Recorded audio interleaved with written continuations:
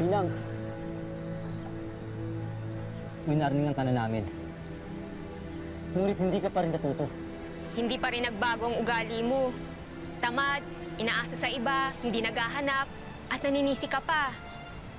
Kaya di na rin nakakapagtaka na kahit yung nanay mo yung napuno na sa'yo. Kailangan mo na siguro talagang matuto ng isang matinding leksyon.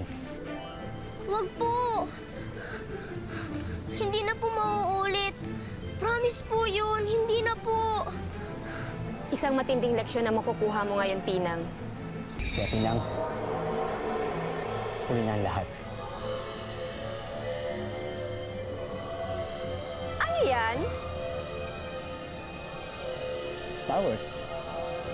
Powers? Oh, powers. Eto lang yun, oh. Nay, tulong! Nay!